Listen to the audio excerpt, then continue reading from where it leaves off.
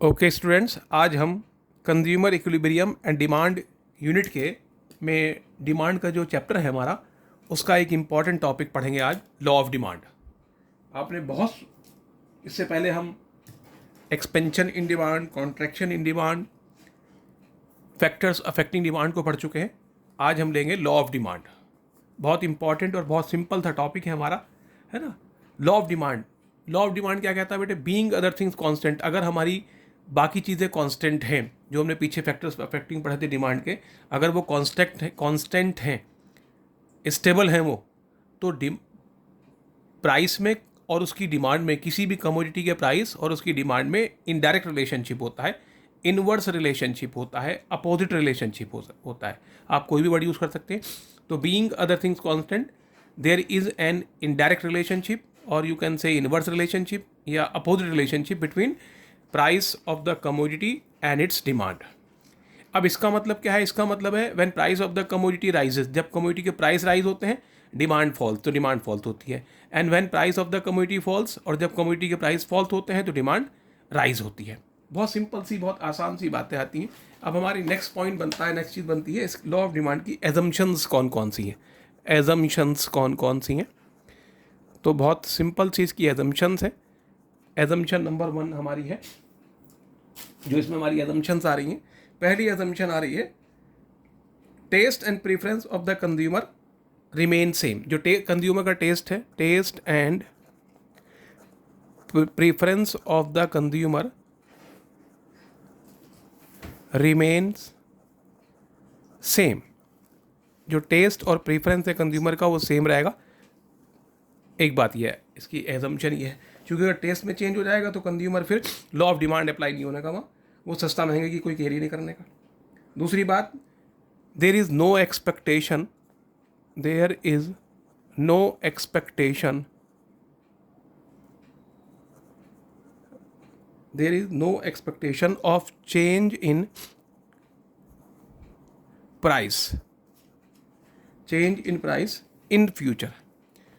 Future में कोई expectation नहीं है प्राइस चेंज होने की, यानी क्योंकि एक फैक्टर हमने पढ़ा था, change in price of in future. अगर प्राइस फ्यूचर में चेंज होने की एक्सपेक्टेशन है, तो जैसे मान लो, सपोज कर लो, सरकार ये कह दे कि ऐसा लग जाए शहर देश में, ये अफवाह उड़ जाए, बहुत बार ऐसा हो जाता है कि सरकार आज रात के 12 बजे के बाद पेट्रोल की कीमत बढ़ा देगी। तो आपने देखा होगा लोगों की लाइनें लग जाती हैं पेट्रोल पंप के बाहर ऑयल डलवाने के लिए। अब प्राइस, जबकि प्राइस नहीं घटा ऑयल का, प्राइस वही है लेकिन डिमांड बढ़ जाती है। तो ये एजम्पशन होगी, तभी लॉ अप्लाई होगा, अदरवाइज लॉ अप्लाई नहीं होने का। थर्ड एजम्पशन है, जो सब्सटीट्यूट गुड हैं, प्राइस ऑफ सब्सटीट्यूट गुड्स, जो सब्सटीट्यूट गुड्स हैं उनके प्राइस, वो भी गुड्स के रिमेन कांस्टेंट, वो भी कांस्टेंट रहेंगे बेटे, वो भी चेंज नहीं होने के। सब्सटीट्यूट गुड्स के प्राइस भी कांस्टेंट रहेंगे, तभी लॉ ऑफ डिमांड अप्लाई होगा, otherwise law of demand apply नहीं होने का। और इसी से फिर आप बना लीजिए प्राइस ऑफ, जब सब्सटीट्यूट की बात आई है तो कॉम्प्लीमेंट्री गुड्स की बात भी आई है। Price of complementary goods remains same या रिमेन्स कांस्टेंट। ये सब्सटीट्यूट गुड्स के प्राइस और कॉम्प्लीमेंट्री गुड्स के प्राइस दोनों के कांस्टेंट रहेंगे, तभी लॉ अप्लाई होगा, अदरवाइज ये लॉ अप्लाई नहीं होने का। ये समझने की बात है हमारी, ठीक है।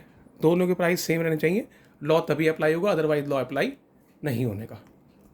ठीक बेटे, तो कौन कौन सी बातें हमें समझने की हैं, है ना। पहली बात, कौन कौन सी लॉ क्या बताया मैंने आपको? Being other things constant, there is an inverse relationship. Inverse relationship है price of the commodity and its demand में। इसका मतलब है कि अगर प्राइस बढ़ेंगे कमोडिटी के तो डिमांड घट जाएगी, और अगर प्राइस घटेंगे तो डिमांड बढ़ जाएगी। अब इसकी एजम्पशंस कौन कौन सी? पहली एजम्पशन है, taste and preference of the consumer remain same. Consumer का टेस्ट और प्रेफरेंस वो सेम रहेगा। दूसरी एजम्पशन है, there is no expectation of change in price in future. Future में कोई प्राइस चेंज नहीं होंगे, कोई एक्सपेक्टेशन नहीं है प्राइस चेंज होने की। तीसरी एजम्पशन है, सब्सटीट्यूट गुड्स के प्राइस भी सेम रहेंगे, कांस्टेंट रहेंगे, और कॉम्प्लीमेंट्री गुड्स के प्राइस भी कांस्टेंट रहेंगे, वो भी चेंज नहीं होने के। और जो इनकम है कंज्यूमर की, वो भी कांस्टेंट रहेगी। कंज्यूमर की इनकम भी कांस्टेंट होनी चाहिए। Income of the consumer, income of the consumer remains constant. Consumer की इनकम भी कांस्टेंट रहनी चाहिए। ये 5, अगर ये 5 बात अप्लाई होंगी तभी लॉ ऑफ डिमांड अप्लाई होगा ये। अब इसमें बात आती है हमारी डिमांड शेड्यूल की। डिमांड शेड्यूल क्या होता है? ये डिमांड शेड्यूल जो है ये हमने शेड्यूल बनाई है। डिमांड शेड्यूल ये क्या है? टेबुलर स्टेटमेंट है जो डिफरेंट क्वांटिटी डिमांडेड को डिफरेंट प्राइसेस पर शो करता है। तो it is a tabular statement which shows the different quantity demanded at different prices. Different quantity demanded को डिफरेंट प्राइसेस पर ये शो करता है ना। अब इसका हमने बना लिया, प्राइस ले लिया, पहले हमने प्राइस पर केजी ले लिया, उसके बाद हमने प्राइस ले लिया हमने रुपीज़ में ले लिया, और इधर हमने क्वांटिटी डिमांडेड ले ली। प्राइस 1 2 3 4 5 लिया हमने, प्राइस बढ़ता हुआ लिया, तो डिमांड क्या होगी? डिमांड हमारी घट, जब प्राइस बढ़ता हुआ है तो लॉ ऑफ डिमांड आपने पढ़ा, जब प्राइस बढ़ता हुआ है तो डिमांड क्या हो जाएगी बेटा? आपकी डिमांड घटती हो जाएगी। प्राइस बढ़ेगा तो डिमांड क्या हो जाएगी बेटा? डिमांड हमारी ऑटोमेटिकली घट जाएगी। तो प्राइस बढ़ता हुआ लिया हमने 1 2 3 4 5, डिमांड हमने घटती हुई लेंगे 5 4 3 2 1। एक बात ध्यान रखें कि इनमें अगर आप डिफरेंस इक्वल लेकर चलेंगे तो जब डायग्राम बनाएंगे तो वो एक अच्छा बनेगा। तो कोशिश ये करें कि इनमें जो गैप है वो इक्वल लेकर चलें। अब अगला आएगा डिमांड कर्व, इसको हम डिमांड कर्व, ये क्या होता है? इसी का ग्राफिकल प्रेजेंटेशन होता है। It is a graphical presentation of demand schedule. Demand schedule का ही ग्राफिकल प्रेजेंटेशन होता है। It is a graphical presentation of demand schedule. ये डिमांड शेड्यूल का ग्राफिकल प्रेजेंटेशन होगा। अब इसे कैसे बनाएंगे एक बार ज़रा ये समझे आप, है ना। इसको हम डिमांड कर्व बनाते हैं, कैसे बनाएंगे? डिमांड शेड्यूल तो आप देख रहे हैं बनी हुई है आपके सामने। ओ एक्स एक्सेस ले लिया हमने, ओ वाई एक्सेस लेंगे, 2 एक्सेस आ जाएंगी हमारी, है ना। ये ले लिया हमने ओ एक्स एक्सिस, ये ओ वाई एक्सिस हो गया हमारा, है ना। ओ एक्स एक्सिस हमारी हो गया क्वांटिटी डिमांडेड का, ब्रैकेट में इन यूनिट्स में है, और ये आ जाएगा हमारा प्राइस, ब्रैकेट में इन रुपया, ये रुपया में है। अब हमने प्राइस कितना लिया है? मिनिमम 1 है, मैक्सिमम 5 है, तो प्राइस 5 तक ले जाएंगे। बस ये ध्यान रखें गैप इक्वल रखें, 1 2 3 4 5 तक प्राइस हो गया हमारा। अब डिमांड पे आ जाए, डिमांड भी हमारी कितनी है? मिनिमम 1 और मैक्सिमम 5, तो 5 तक ये भी आ जाएंगे। 1 2 3 4 और ये हो गया हमारा 5। अब इसका हम कर्व बनाएंगे, है ना। कर्व बनाना बहुत ही आसान है। किस तरह से बनाएंगे कर्व बेटा? बहुत ध्यान से देखें आप, एकदम समझ में आ जाएगा कर्व बनाना इसका। पहला आप देख रहे हैं प्राइस 1 है और डिमांड कितनी है? 5 है, तो 1 पे 5 है, प्राइस 1 ये रहा हमारा, और डिमांड 5 कहाँ है हमारी? ये डिमांड 5, तो ये पॉइंट लगा दीजिए आप। 2 पर कितना है बेटा? 2 ये रहा, प्राइस 2 है और डिमांड 4 है, तो प्राइस 2 ये रहा, और 4 डिमांड हमारी ये रही, तो 2 पर 4 हो गया हमारा, ये आ गया। उसके बाद 3 है हमारा प्राइस, 3 पर 3 है, 3 प्राइस ये रहा, और डिमांड 3 ये रही हमारी, तो ये हमारा ये आ गया, 3 पर 3 आ गया हमारा। उसके बाद 4 पर 1 है, प्राइस 4 है, 4 पर 2 है हमारा, डिमांड ये 2 आ गया, और ये 5 पर 1 है, प्राइस 5 हुआ, डिमांड 1 हुआ, ये आ गया हमारा 1। ठीक है। अब हमें इस डिमांड कर्व को लाइन ड्रॉ कर देंगे इस पर हम, है ना। लाइन खींच दीजिए एक सीधी सीधी, कोई मतलब नहीं। ये आ गई हमारी, ये हमारा डिमांड कर्व हो गया। क्या हो गया? ये डी डिमांड कर्व हो गया। तो इस तरीके से डिमांड कर्व खींच जाएगा। क्या है ये? Graphical presentation of demand schedule. ये डिमांड शेड्यूल का ही ग्राफिकल प्रेजेंटेशन है, ठीक है, जिसे हम कहते हैं।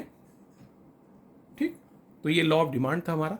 ऐसे ही हमारा एक टॉपिक है इसके अंदर, difference between increase in demand and decrease in demand. Increase in demand और डिक्रीज इन डिमांड में डिफरेंस की बात करें हम, तो बहुत आसान सा टॉपिक है ये भी हमारा, इंक्रीज इन डिमांड। अब इंक्रीज इन डिमांड का मतलब क्या है?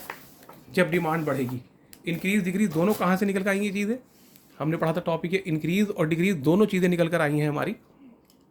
ये दोनों आई हैं हमारी चेंज इन क्वांटिटी डिमांडेड का पार्ट है, ये चेंज इन डिमांड का पार्ट है, ये चेंज इन डिमांड। और ये चेंज इन डिमांड क्या था?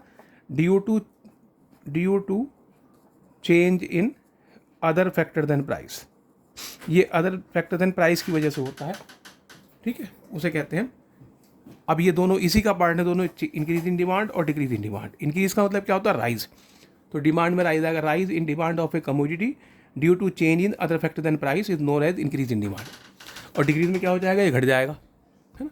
बस सिर्फ यहाँ इस वर्ड की जगह आपको ये फॉल वर्ड लिख देना और सेम लैंग्वेज आ जाएगी हमारी। आप देख रहे हैं, rise in demand of a commodity due to change in other factor than price is known as increase in demand. और यहाँ बस राइज की जगह फॉल हो जाएगा, fall in demand of a commodity due to change in other factor than price is known as decrease in demand. अब हमने इसका कर्व खींचना है ना। तो कर्व कैसे खींचेंगे? कर्व खींचना बहुत आसान सी बात है।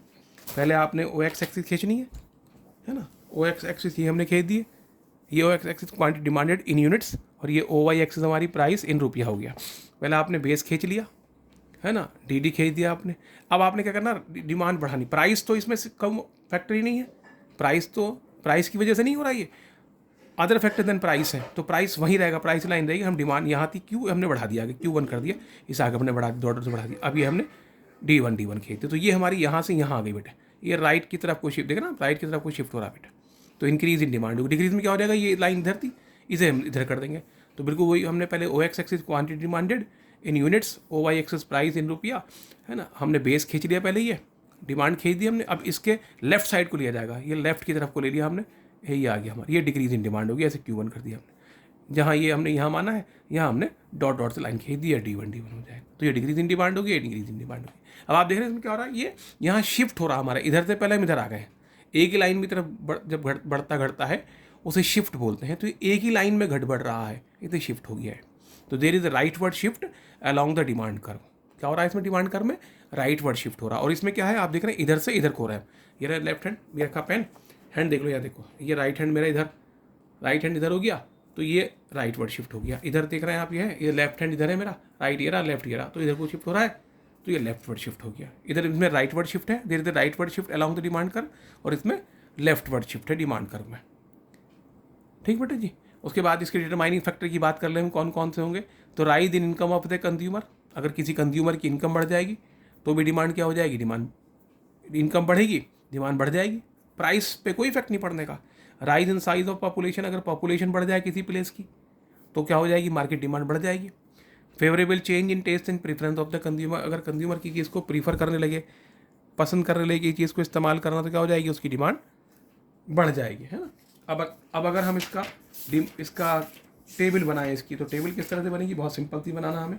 इंक्रीज इन डिमांड की टेबल अगर हम बनाएं तो कैसे बनेगी, हमें वो क्या रखना है, डिमांड को, प्राइस, डिमांड बढ़ानी घटानी है, प्राइस को सेम रखना है, प्राइस पर कोई इफेक्ट नहीं पड़ेगा। तो ये हमने ले लिया, पहला कॉलम हमारा ये आ गया प्राइस रुपया, ये हो गया प्राइस रुपया, और ये हो गया हमारा क्वांटिटी डिमांडेड ब्रैकेट में इन यूनिट्स। प्राइस हमारा वही रहा 10, प्राइस 10 रखा हमने, डिमांड हमने बढ़ा दी है, पहले ये 100 थी, अब कर दी हमने 120। प्राइस कांस्टेंट है, डिमांड बढ़ गई, क्या कहलाएगी, ये कहलाएगी इंक्रीज इन डिमांड, है ना। अब अगर हम डिक्रीज इन डिमांड की बात करें तो डिक्रीज इन डिमांड में भी ऐसी हो जाएगा। ये प्राइस हो गया हमारा ब्रैकेट में रुपया, और ये हमारा क्वांटिटी डिमांडेड इन यूनिट्स, ये यूनिट्स में आ गया हमारा। अब इसमें अगर हम करेंगे तो सिंपल सी बात हो जाएगी हमारी, कोई नई बात नहीं है। प्राइस यहाँ भी हमने 10 रखा है, डिमांड क्या हो जाएगी, घट जाएगी 100, अब हमने कर दी है 80। तो यहाँ देख रहे हैं आप, डिमांड बढ़ रही है, राइट, तो ये क्या कहलाएगी, इंक्रीज, क्योंकि प्राइस कांस्टेंट है इसलिए इंक्रीज कहलाएगी।